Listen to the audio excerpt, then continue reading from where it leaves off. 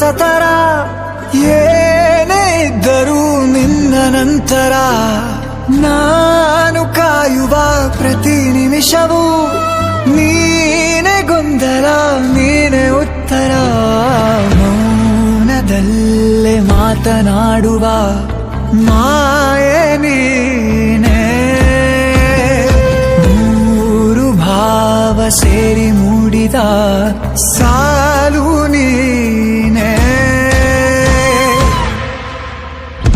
ಕವಿತೆ